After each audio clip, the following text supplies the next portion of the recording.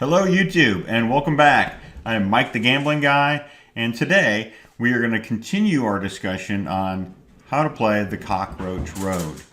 Right, so I didn't go over all the rules, so hopefully I'm going to bring some clarification because we did have some questions that came in on the comments on yesterday's video. So what is the Cockroach Road? So there's different derived roads that are actually recorded on the score sheet within Baccarat.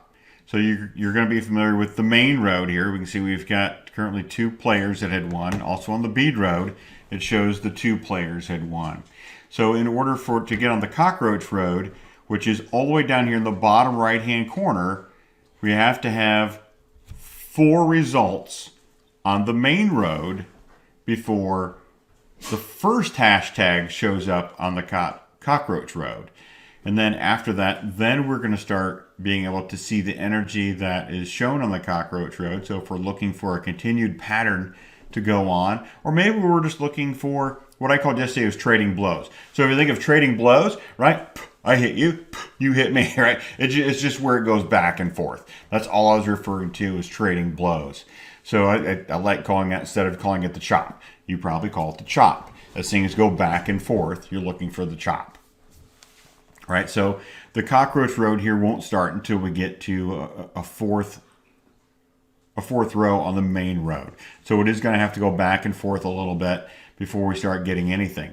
So on the big-eyed road, you can see we've got our first result here, because this one goes after 2 columns, because it's looking to see, do these things, so if I go from this box it just landed, and if I go left one, do these match? So do these match meaning, are they paired, right? Is there 2 things in that box, or is there nothing in that box? That's just one to the left of it, right? So that's what that's looking at. So in this case, this is looking at here and saying this would be, if it goes banker again, because this would then give this a blue box. It's going to get another red box because it didn't go, because we're always looking for one box to the left, right? Just to determine what color we're going with. And that doesn't mean we're going banker or player. It literally means it's going to be a red box or a blue box, or a red mark or a blue mark. Could be a circle, could be a solid circle, which we would get in the long road, which we'll actually get after this one, because for the long road, this is going to be determined here.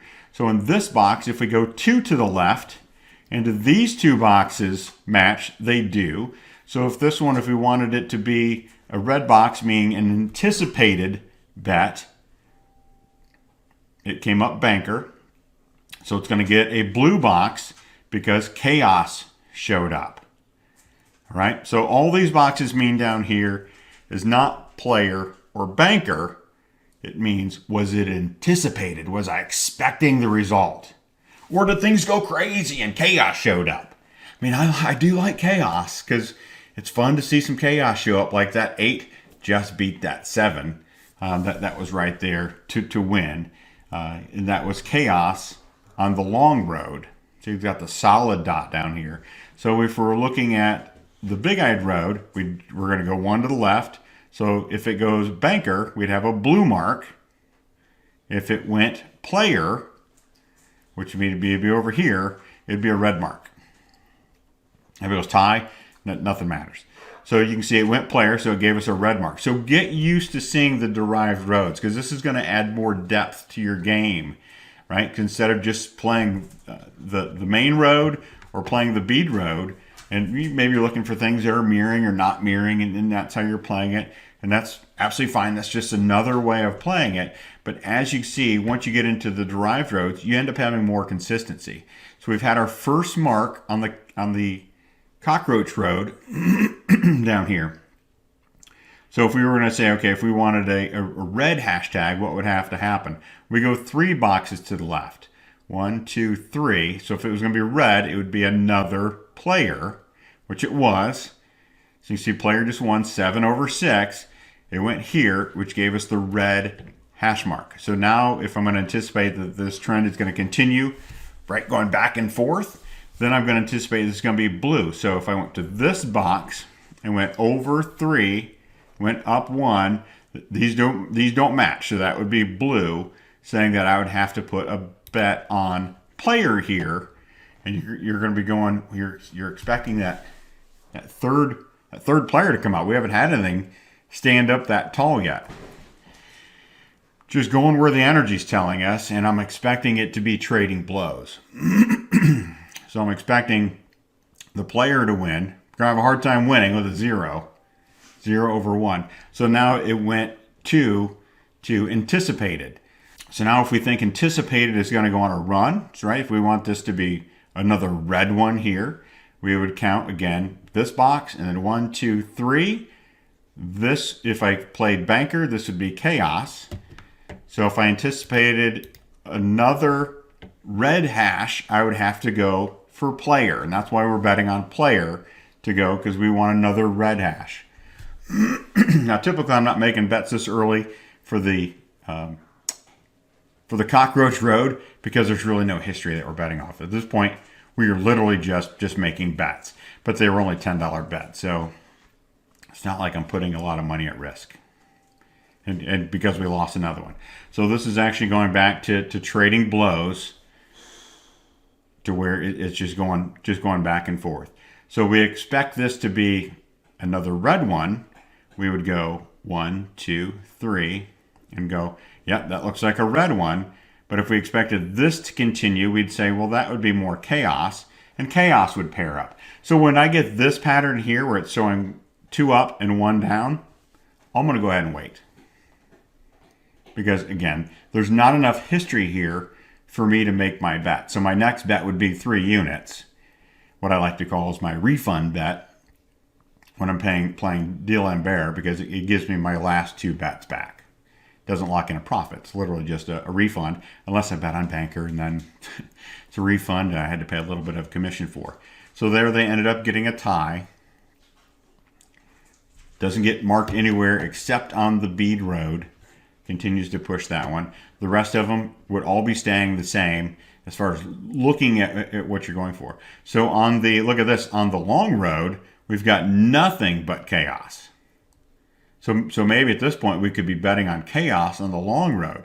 So remember, on the long road we would go 2 units to the left. So from this box we go 1, 2. Well, that would be a red mark. So chaos would be blue. So if we were going to go for player here, that would actually be another chaos on the long road. So right now the player has 4. And the banker had 8. So they're going to have their first red mark here. See, look how that worked. And that's where you can see that the anticipation of this bet came here. Instead of thinking that, well, that's going to be a double up. So here I'd actually be looking for chaos to come back. So if I went from here, 1, 2, that's going to take me there. So I'm going to put a 3-unit bet on player because I'm looking for chaos. All right, anticipated bet would have been here on banker. 1, 2, 3, and these match. So that would have given us a red mark if we went banker. But I am going for player because I'm expecting chaos to show up here. So here we need chaos to pull a card. A 9, can't do better than that. And that was literally just a refund, right? I just got my last 3 units back. Haven't made a dime. So,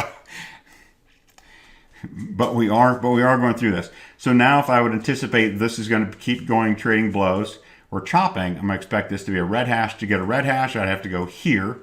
1, 2, 3. These don't match. So that would be chaos. I need it to go banker. So I'm going to do a 1-unit bet on banker. Now, Deal and Bear, I certainly could have done a 2-unit bet. That's really your option at this point. Right now, I'm really more concentrating on creating the video and explaining the cockroach road, or what I like to call is my silver bullet strategy, to show how this goes.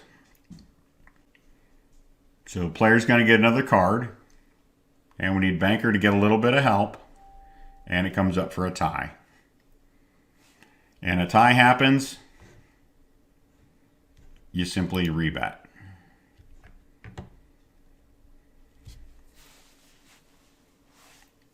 So here you can see on the long road.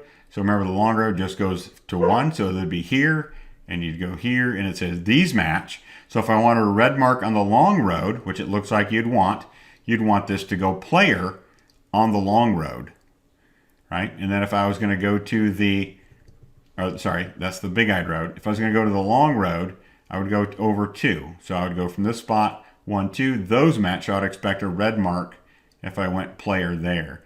Player's actually looking pretty good, which would give us a chaos on our side, which means I would lose, which is what happened.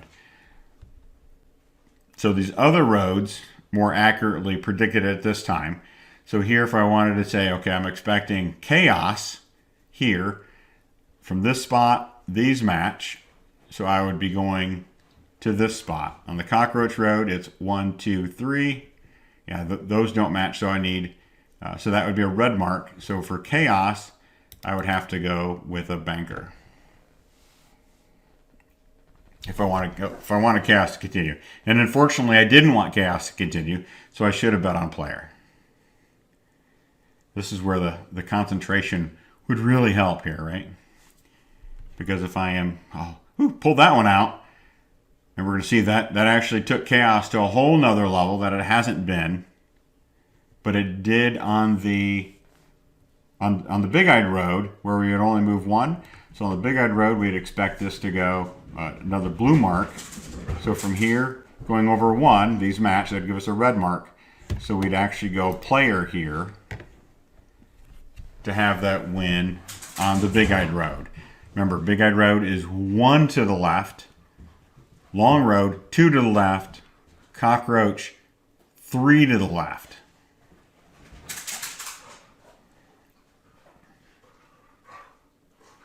So we need the player have a little bit of help here. That's a lot of help, actually. That was plenty of help.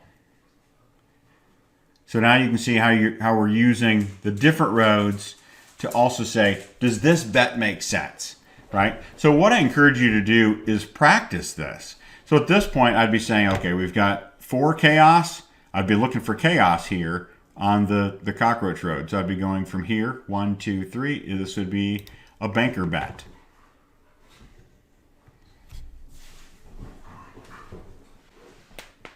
If I expect chaos to continue. If I would expect this pattern to continue, I'd be looking for an anticipated bet. Again, that's here. Those don't match, so that would be a blue mark. So I would have went banker anyway for this to continue. So I would expect banker to pull out a win here. Just like that. And this is Mike the Gambling Guy. I hope this helped. Right? So if you like this type of content where we're going through the derived roads and how you need to practice these, I mean, learn your craft, right? Learn your game. Don't just sit down, throw your money at the game and go, well, if I martingale, it'll all be okay. Because I can tell you that martingale works until it doesn't. And I've been on the doesn't side of martingale. And you really just want to kick yourself because there's better ways to manage your money than martingale, but also learn how to place the bet, right? Use the derived roads. My favorite is actually the cockroach road, and you'll see me bring in a lot more of that. So hopefully you got the explanation of look at the next space that it would go to, down from it, go 1, 2, or 3 over, depending on which road you're looking at, right? And then it's the 1 square above that. And do those match? Are they filled or are they blank? And if they are, if one is blank and one is filled, well, you know that you're going to get chaos there. So how would you not get chaos? Well, instead of going from the one above, I'm just going to show on this one. Instead of going from the one above, 1, 2, 3, this would be chaos because this one's blank, this one's full. So if I put a banker bet here, that would give me chaos. So in order to get an anticipated bet, I would go to player. All right, so I'd have to make a player bet. That's how you switch those. So if you like this content, please give it a thumbs up and please subscribe. I'm looking at bringing more content to you. Mike the Gambling Guy. Till next time. See ya.